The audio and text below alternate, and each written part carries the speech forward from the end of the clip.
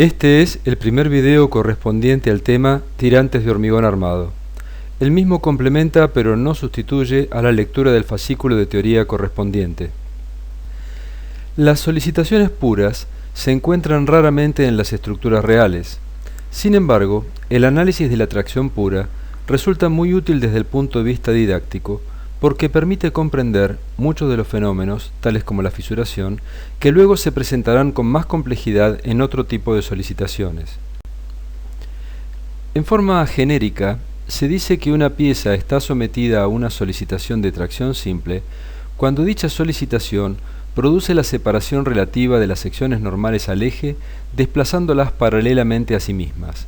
En la figura, esto se ve representado por el desplazamiento de las secciones planas 1, 1, 2, 2 a las posiciones 1', 1' y 2', 2' respectivamente. Adicionalmente, se producirá una deformación transversal debida al efecto Poisson que no tiene importancia a los efectos del comportamiento general de la pieza. Siendo más específicos, llamaremos tirante de hormigón armado a un elemento prismático de hormigón con armaduras longitudinales y transversales, cuya geometría general es tal que en todas las secciones transversales coinciden el centro de gravedad de la sección de hormigón, el de las armaduras y el punto de aplicación de la carga exterior de tracción. Como ya se ha dicho, las solicitaciones de tracción pura no son muy frecuentes en estructuras reales. Veremos a continuación algunos ejemplos. Un anillo sometido a una carga radial dirigida de adentro hacia afuera resulta finalmente solicitado a tracción pura. Esta situación se presenta en todas las estructuras con simetría de revolución sometidas a presión interna. Este es el caso de los paralelos de los tanques que se muestran en la figura, es decir, que cualquier corte horizontal de los tanques mostrará una sección de hormigón armado trabajando a tracción pura. El ejemplo de esta figura es de compresión más directa. Se trata de las péndolas que suspenden el tablero de un puente arco. En la fotografía se muestra un edificio ubicado en París. Su nombre es CNIT y fue construido entre 1956 y 1958. Como se verá enseguida, la cubierta de planta triangular y 218 metros de luz libre por cara origina importantes fuerzas horizontales en los apoyos. La cubierta está íntegramente construida en hormigón armado. Como ya se ha comentado, su planta es triangular con una longitud de lado de 218 metros.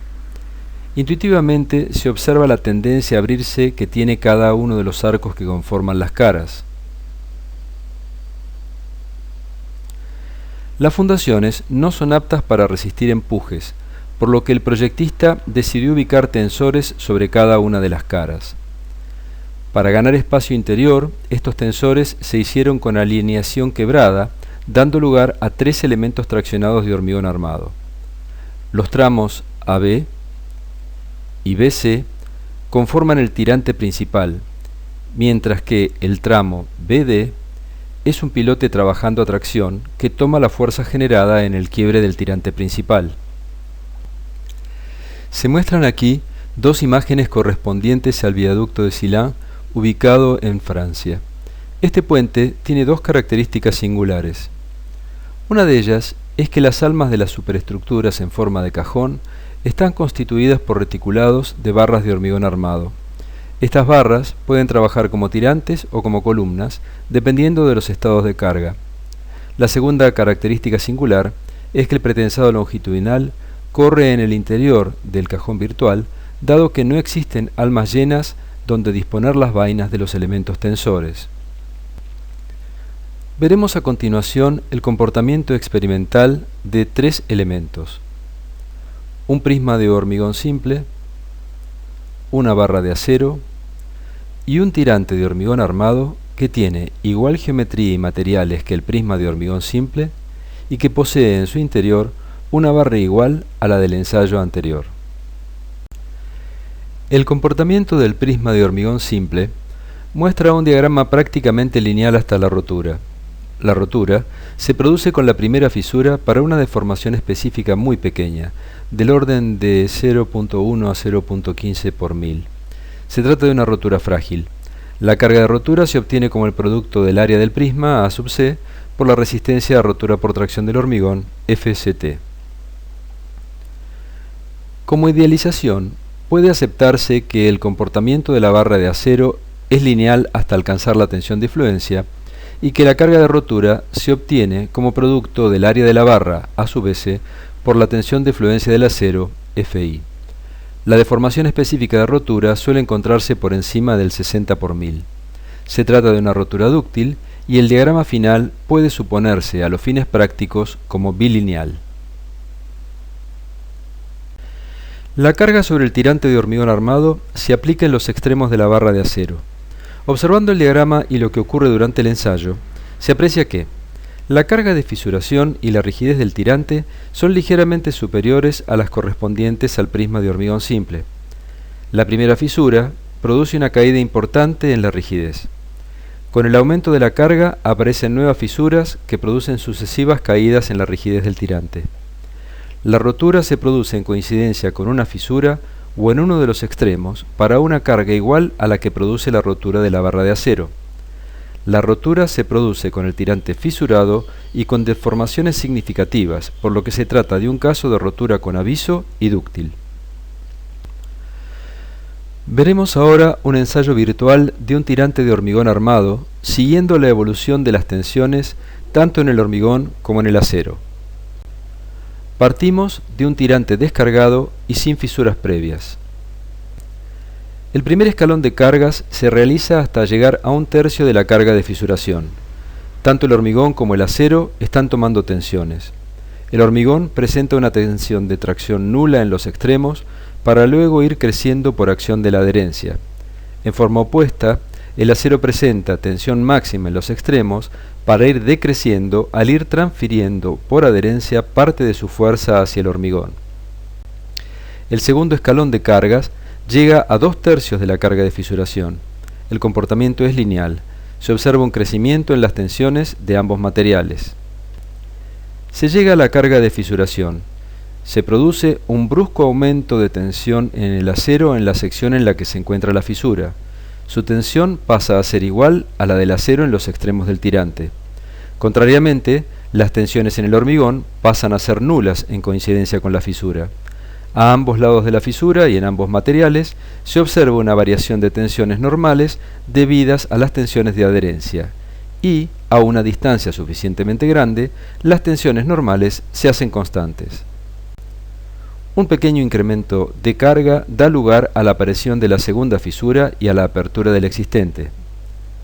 Otro incremento de carga da lugar a la tercera fisura y a la apertura de las dos anteriores. Un pequeño aumento en la carga provoca la aparición de la cuarta fisura y la apertura de las tres anteriores. Con este incremento de carga se ha producido la quinta y última fisura principal. La distancia entre dos fisuras consecutivas no es suficientemente grande como para que las tensiones de adherencia puedan transferir más carga al hormigón y ya no se producirán nuevas fisuras principales. Se dice que ha concluido la fisuración sistemática. La carga en el tirante es aproximadamente un 30% superior a la que dio origen a la primera fisura. A partir de haberse llegado a la fisura sistemática, al incrementar la carga, el hormigón no modifica su estado tensional. La parte superior del diagrama de tensiones en el acero, la parte dentada, no modifica su forma. Los incrementos de carga son tomados exclusivamente por el acero, produciendo un corrimiento hacia arriba del diagrama de tensiones correspondiente al fin de la fisuración sistemática en un valor constante e igual al incremento de carga dividido por el área de acero. Se observa una apertura de las fisuras principales. Nuevamente, el incremento de carga es absorbido solamente por el acero. Las fisuras principales se abren y van apareciendo fisuras secundarias que producen una falta de paralelismo entre el diagrama del tirante, dibujado en amarillo, y el del acero desnudo, dibujado en línea punteada roja. Esto se debe a la pérdida de rigidez asociada con la aparición de este tipo de fisuras no visibles en la cara exterior del tirante. Recapitulando. Se define como tirante de hormigón armado a una pieza prismática en la que sección a sección coinciden los centros de gravedad del hormigón y del acero entre sí y con el punto de aplicación de la tracción exterior. Se vieron algunos ejemplos de usos estructurales de tirantes. Se compararon los comportamientos de un tirante de hormigón armado con el de una barra desnuda y el de un prisma de hormigón simple, observando que la carga de rotura del tirante coincidía con la de la barra desnuda y que su rigidez y carga de fisuración eran algo superiores a las del prisma de hormigón simple. Se realizó un ensayo virtual de un tirante de hormigón armado en el que se observó que los diagramas de tensiones en ambos materiales se veían modificados por el nivel de la solicitación y por la adherencia entre ambos materiales. En el ensayo anterior, se presentaron primero una etapa de comportamiento lineal, que finalizó con la primera fisura, luego un periodo de fisuración sistemática, con pérdida de rigidez con cada fisura, y finalmente una última etapa en la que no aparecieron nuevas fisuras principales y la pérdida de rigidez estuvo asociada con la aparición de fisuras secundarias no visibles.